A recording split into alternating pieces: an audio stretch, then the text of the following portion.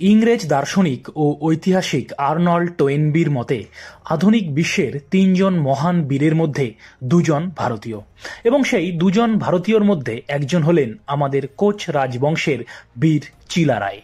কিন্তু দুর্ভাগ্য, আমরা তার বীরত্বের কাহিনীর সামান্য অংশই জানতে পেরেছি। আমাদের দুর্ভাগ্য, কোচ বংশের এই মহান বীরের স্থান ইতিহাসের পাঠ্য বইতে সেভাবে স্থান পায়নি।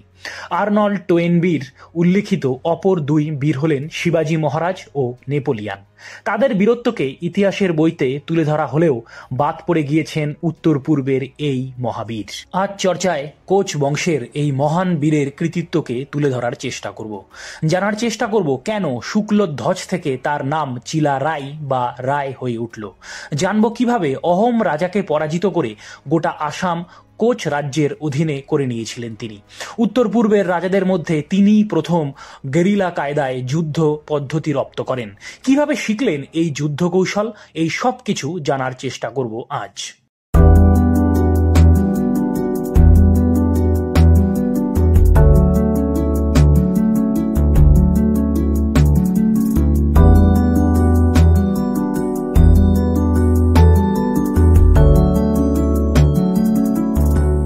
কোচ রাজবংশের প্রথম শক্তিশালী রাজা বিশ্বসিংহের ছিল ৯ পুত্র।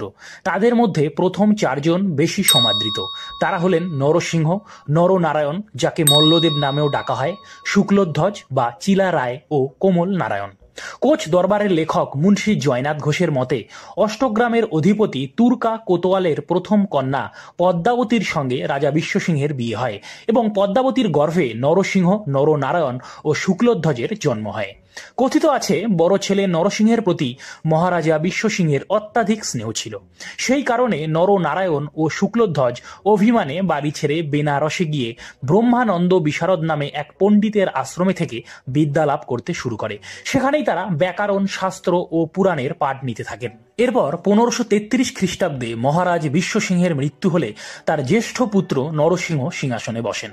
সেই খবর পেয়ে নরনারায়ণ ও শুক্লধ্বজ বেনারস থেকে রাজ্যে ফিরে আসেন। এই সময় থেকেই রাজবাড়ির অন্দরে গৃহবিবাদ শুরু হয়। আমন্তুল্লাহ সাহেবের কোচবিহারের ইতিহাস বইটি থেকে জানা যায় শুক্লধ্বজ তার প্রিয় ভাই নরনারায়ণের পক্ষে অবলম্বন করে নরসিংহকে কামতাপুর থেকে বিতাড়িত করে। এরপর কোচ রাজ্যের সিংহাসনে বসেন নরনারায়ণ।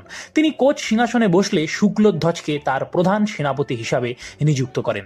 রাজ অভিষেক হওয়ার সময় রাজকুমার চিলা রায় সংগ্রাম সিং উপাধি নেন এবং রাজ্যের রক্ষণাবেক্ষণ ও সীমানা সম্প্রসারণের উপর গুরুত্ব দেন। যে কোচ রাজ্য বিশ্বসিংহ প্রতিষ্ঠিত করেছিলেন তা বিকাশ লাভ করেছিল তার সুযোগ্য উত্তরসূরি দুই পুত্র মহারাজা নরনারায়ণ এবং তার ভাই ও প্রধান সেনাপতি শুক্লধ্বজ ওরফে চিলা রায়ের হাত ধরে। বিশ্বসিংহের সময় থেকেই কোচ রাজ্যের পাশে অবস্থিত অহোম বংশের রাজাদের সাথে কোচ রাজ্যের সম্পর্ক তিক্ত হয়ে উঠেছিল। নরনারায়ণের সময় যা চরম আকার ধারণ করে। এই তিক্ততার সম্পর্ক যে যুদ্ধ পর্যন্ত যেতে পারে তা আন্দাজ করতে পেরেছিলেন সেনাপতি শুক্লধ্বজ। তিনি নিজের সৈন্যদের প্রস্তুত করতে শুরু করেন এবং কয়েকজন বিশ্বস্ত সঙ্গীকে নিয়ে তিনি চুপি সারে রাজ্য ত্যাগ করে চীন সীমান্তের কাছাকাছি কোনো এক জায়গায় গিয়ে হুন জাতির কয়েকজন যোদ্ধার কাছ থেকে গেরিলা যুদ্ধের পদ্ধতি রপ্ত করেন। সেখান থেকে ফেরার পথে রাজ্যের সীমানার কাছাকাছি একটি নদী তিনি ঘোড়ার উপর বসেই লাফ দিয়ে পার হন এবং সামনে থাকা ডাকাত দলের উপর চিলের গতিতে ঝাঁপিয়ে তাদের নিধন করেন। এই ঘটনার পর থেকেই তার নাম হয় চিলা রায়, মতান্তরে চিলা রায়। রাজ্যে ফিরতেই শুরু হয় যুদ্ধ। দীর্ঘদিন সেই যুদ্ধ চলার পরে 1563 খ্রিস্টাব্দে অহোম রাজ নিজের হার মেনে নেয়। যুদ্ধে শুক্লধ্বজ বিরাট সামরিক দক্ষতার পরিচয় দেয়।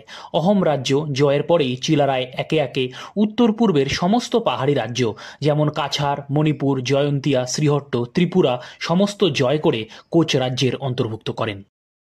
মহারাজা নরনারায়ণ তার ভাইয়ের পারদর্শিতায় খুশি হয়ে সংকোষ ও ব্রহ্মপুত্র নদীর পূর্ব দিকের সমস্ত অঞ্চল তাকে দান করেছিলেন।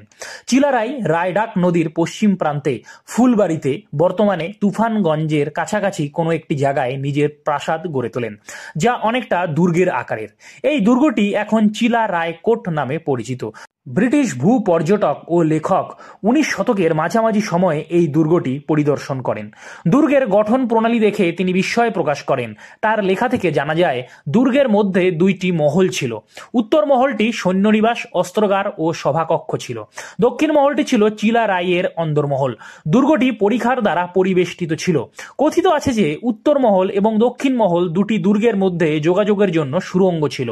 স্থাপত্যরীতির দিক থেকে এই দুর্গটি সেই সময়ের আশপাশের অঞ্চলগুলির থেকে ছিল অনেক বেশি সুরক্ষিত। জানা যায় চিলা রায় ছিলেন শাক্ত এবং শৈবপন্থী।